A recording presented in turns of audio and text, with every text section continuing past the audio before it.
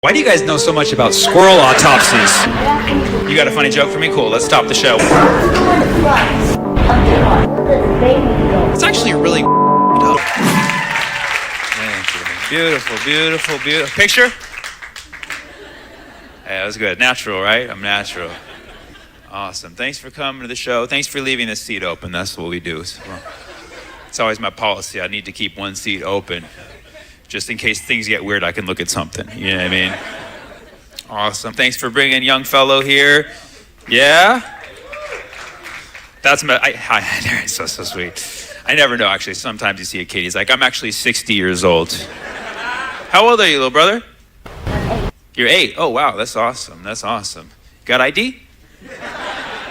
Thanks for coming, man. Is it your first comedy show? Second? Who you seen? You forgot? Hell yeah, that's what I'm talking about, yeah. Not memorable, these other comics, I see. You can't forget yellow highlighter sweater, huh? That's why I wear it, gotta be memorable. It's amazing. My name is Sammy, nice to meet you, brother. What's your name? What's it? Zach, pleasure to meet you, Zach. Thanks for coming to the show. I hope this second show is better than the first one, because clearly that one was not good enough for the books. But I've been feeling really good lately. I've been eating plant-based. For those of you not familiar, that means that I eat only plants or animals that eat plants. And, no, we got vegans here? Some vegans? Awesome. The one vegan in Milwaukee. That's amazing. There's literally cheese everywhere. Sometimes it rains cheese here. You have to stay indoors. I get it. It's hard being a vegan in Wisconsin, you know. I love, what's that? I found the cheesecake. You love cheesecake? Hell yeah. That's my man right there. I love that. I love that. Was not expecting that at all. You are free to talk anytime you want during the show, my friend. I welcome whatever you say. You know the kind of stuff that adults say during jokes? They're like, that's not true, or that's not funny, or I don't like that. You're like, I like cheesecake. Like, yes. Yes. You're speaking my language. A lot of soccer fans came from Tel Aviv to watch the game in Amsterdam, but basically, what's that?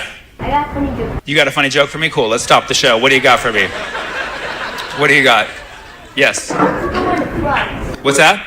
The teenagers and adults go in front. The teenagers and adults go in front of what? Of the car. Of the car, yes. And the kids and the little kids go in the trunk. Well, where do the babies go? In the trunk. All right, let's do some work on this joke. I'll paraphrase what I heard so far. Again, I gave you free rein to disrupt the show at any point, even before the climatic punchline, but I like your joke better. I like your joke better because the bit that I was doing only has a shelf life of like 1 more week. Your bit sounds like it'll last forever, so I'm just paraphrasing, okay? The kids and teenagers ride in the front of the car, okay? Where do the babies go? They go in the trunk. This is a very strange joke, to be honest. I don't know where it's going, but because it's told by an 8-year-old, it is somehow very adorable. You know what I mean? I don't advise for any adult comedians to come up here and do jokes where babies are put in the trunk. I don't think any babies should go in the trunk. I want to make that very clear. Sometimes people take my words a little too seriously. Do not put your baby in the trunk, okay? Was that the joke? That's good. That's awesome, man. You got it. You got talent. Now, I'm going to go ahead and help justify his joke a little bit more because babies can be very loud. And they can often cry, right? And it can disrupt your ride, right? You've seen babies, these little cry babies, right? You're past that phase. You don't need to deal with that anymore, right? So if you have a crying baby, put him in the trunk. Okay, don't repeat that anywhere, but anyways, that's the kind of the stuff the Israeli soccer fans were saying at the event, is what I'm saying. Okay. Well, this has been fun so far. I only have 3 hours left, but I always like to make sure there's a portion of my show where I ask the crowd, listen, you know, I've talked about a few things tonight. Is there anything that you want me to talk about that I haven't talked about yet? Kashmir. What? Kashmir. Kashmir. Oh, yeah, of course. The sweater, yeah, I think that's exactly what he was talking about. How did you know? He's like, is yours Kashmir? Yeah, it is. It's for sure a Kashmir sweater.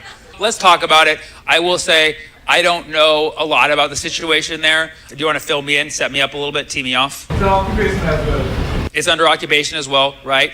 By India. India, Pakistan. And how do I make this funny? And when did the occupation start in Kashmir? 47. 47. Okay, so it's actually a year older than the Israel-Palestine conflict. So it's like maybe we have to solve that one first. And it'll be like a spiraling. You know, I've always thought about this. It's always like, it's like the IPs, like, you know, Israel, Palestine, India, Pakistan, you know what I mean? Like IP address. Same issue, no rights. Same issue, no rights, they're suppressed. Can we go live there?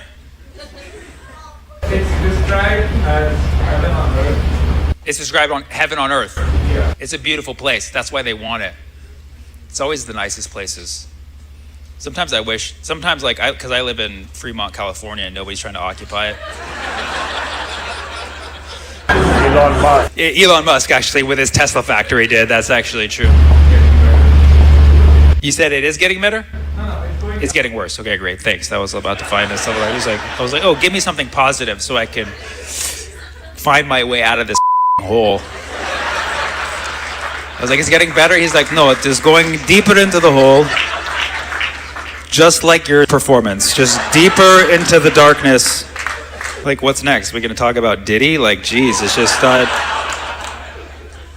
think Kashmir will be free. I think it will be free. Yeah. Everybody get a Kashmir sweater and, what'd you say? It's Peanut the Squirrel. Y'all know about Peanut the Squirrel? It's actually a really up story. Because Peanut the Squirrel was a famous TikTok squirrel, had more followers than me, not envious at all. If you see it, so this guy had a squirrel. He lived in, I believe, upstate New York, had a squirrel, and it was his pet squirrel, which obviously, pet squirrel, you don't often have that. And it was a very cute squirrel that he trained it to do stuff. Like it would jump off of things into his arms, and it was very cute and like very affectionate. And it seemed like everything was all happy and dandy, but the government found out about it, the New York State government, and they went and they seized the squirrel and they put it down. Yeah, exactly, because they're like, oh, what if it has rabies? They're like, did you test it? I don't know if they even tested it. They're like, we got to kill it because it might go get the wrong acorn or something. That's how they test it. What's that? That's how they test it, is they have to decapitate it and test the brain. Oh, really? That's why they killed it. This is why I said adult heckles. I know that wasn't a heckle. That was a constructive. This is where I needed more of the kid. Like, give it cheesecake. You know what I mean? Like something. Hold on. I'm going to push back on this a little bit. That's the only way to test for rabies, decapitating a squirrel and looking at its brain? It's the cheapest way. State, dude. That's what I'm saying. It all comes back to money. Not the cheapest, that's the only certain way. It's the only certain way. Why do you guys know so much about squirrel autopsies? You're like, of course, everybody knows. You cut open a squirrel's brain. That's how you test for rabies. Who didn't know that? Is this unique to squirrels only or also... Really? So if there's a possibility that I might have rabies, they're going to be like, sorry, bro, got to cut up the head open. But you said decapitate. Did they really got... Nervous tissue. The nervous tissue, which can only be found in the brain, or can you also use like in the spine? So can't you do like a squirrel spinal tap? It's too small. Spine is tissue, not the fluid. It's not. In the tap, you just get fluid out. You actually need tissue. Yeah, You have to cut the brain. You have to like literally kill them and take the brain. Okay, for humans, is there more options? Certainly you need tissue, but yes. Are there people walking around with rabies? There's 2 survivors. You know them personally? Did you invent the rabies vaccine? That physician was from Wisconsin. Really? The forest protocol, yes. The forest book? Protocol. The forest protocol. I thought you'd be like, it's the Jungle Book. It's everybody knows Mowgli had rabies for a little while. He was the one survivor. That's the world we're living in. If the government found out about Mowgli, they'd be cutting open his brain, man. Sorry about your kid for this, but listen.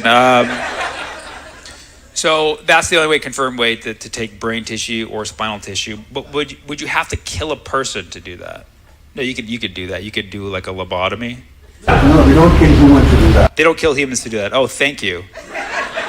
So great. Thank you for not killing us to test for rabies. But squirrels, do you think, from your expertise, what do you do, by the way? An ICU physician. ICU physician. So do you think they absolutely had to kill the squirrel? So for animals, you can do one of two things. Either to be certain, you have to kill them. For an animal, you have to do one of two things. You can either kill them to be certain, which is like, we're certain it's dead. Well, obviously, if it's dead, you can do whatever you want with its brain, and you can find all the good stuff in the brain, right? Yeah. Another way that certain people do is that they quarantine them for a certain amount of time and see whether they develop symptoms or not. They quarantine the animal for a certain amount of time to see if the animal develops symptoms. Now, in this case of Peanut the squirrel, clearly did not display any symptoms. So, I mean, I would imagine there's such thing as carrier squirrels, squirrels that are asymptomatic, that are still out there carrying rabies. Man, this is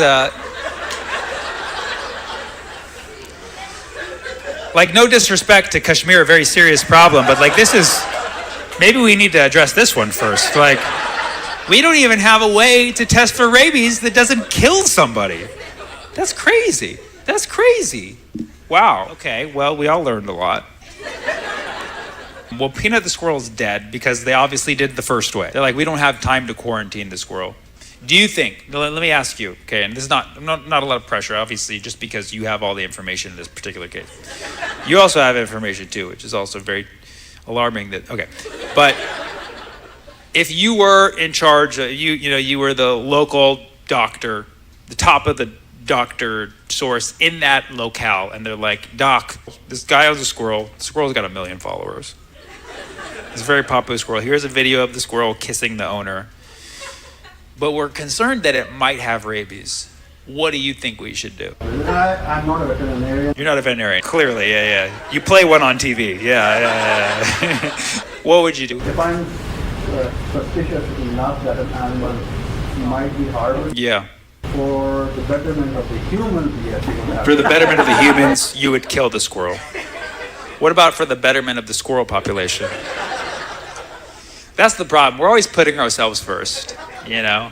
He was rabies free. He was rabies free. How do you know that? You check the brain? Oh, because they did the test after. Yeah, what a sad ending. They're like, sir, we need to kill your squirrel. That's the only way that we're going to find out rabies unless we quarantine it. We don't feel like doing that. So we're going to kill your squirrel. And then he's like, no! Ooh, yeah, no rabies here. Sorry about that. Do you want the body? Messed up, so messed up. Are you also a doctor? No. I don't even want to know what you are, man. What do you do? I work for an insurance company. Okay, of course. He's more on the technical side. He's like, what is the probability that this squirrel is infected and could be a liability to the local population? We can't have property values going down. You earlier said there was only 2 survivors It's under test. that you know of. That we know of. Yeah. Yeah, we could all have rabies. Well, no, there's no way of finding out, apparently. I understand the last protocol or the last way of treatment that was devised was out in Milwaukee, and I think it's called the Milwaukee protocol. Oh, really? One of the treatments that was done for a person with rabies happened here in Milwaukee, and they developed what's called a Milwaukee Protocol, and that kept one of the very few survivors of rabies alive, making Milwaukee the capital of saving rabies victims. Go ahead. It's not just cheese. It's not just beer. It's not just rock and roll and Jeffrey Dahmer. You know what I mean? You guys also save innocent people. Innocent person. You save innocent person from rabies. I really underestimated you guys, man. You know? Why did you kick that lady out of your show, the one who kept asking? Why didn't I kick her out? Well, as you can see, I have a very high tolerance for conversations. I've been schooled by doctors and insurance agents, and I literally halted my show so an 8-year-old could tell a joke. So I have a very high threshold for interruption. Because a lot of comedians, they hate hecklers. They're always like, shut up, my trauma, or whatever. Usually a heckler says something, especially if they interrupt the show and they say something really weird. It's like, I kind of want to let them cook a little bit. I want to go inside and see what's in their mind. I let them talk for a little bit and they end up saying crazy that ends up being good content for all of us. You know what I mean? Sometimes it can completely ruin a show. It has killed a bunch of my shows. But it is the only option to get to the root of finding out what the heckler's problem is. You sometimes have to kill the show to get inside their brain. So,